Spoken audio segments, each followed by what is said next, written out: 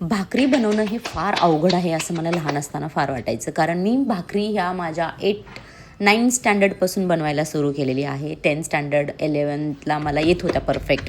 कारण आमच्या मराठवाड्यामध्ये मुलींना जेवण बनवायला हे फार लहान वयापासून शिकवलं जातं. That's a basic skills. पण मला असं वाटतं ना, लहान असताना ज्यावेळेस मी भाकरी बनवायचे त्यावेळेस असं होतं की यार, ह्या भाकरीचा प्रॉब्लेम काय आहे? ही गोल फिरत का नाही? ही व्यवस्थित बनत का नाही? हे पीठ चिकटतं का? असे भरपूर प्रॉब्लेम यायचे त्यावेळेस. पण मी आता सांगते, आता मी एवढी परफेक्ट भाकरी बनवू शकते की मला असं वाटते की यार, हे किती सोपं होतं. म्हणजे असतं ना की काही गोष्टीमध्ये खरंच वेळच द्यावा लागतो, त्याशिवाय त्या गोष्टी परफेक्ट बनत नाहीत.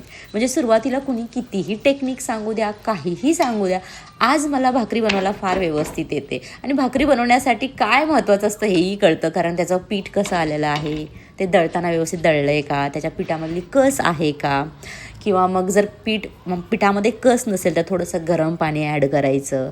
थोडं भाकरीचं जे पीठ आहे त्याला जास्त वेळ मॅश करायचं, त्यानं भाकरी कशी व्यवस्थित बनते. ह्या सगळ्या गोष्टींना डे टू डे स्किलमध्ये डेव्हलप झाल्या आणि तेव्हा कळायला लागल्या. सो मला असं वाटतं, कुठलीही गोष्ट शिकताना त्रास होतो, पण एकदा ती आली ना मग ते आपलं काम असतं. अरे, nothing is hard in that. आणि आज मी भाकरीसोबत हा बैंगनचा भरता बनवला आहे.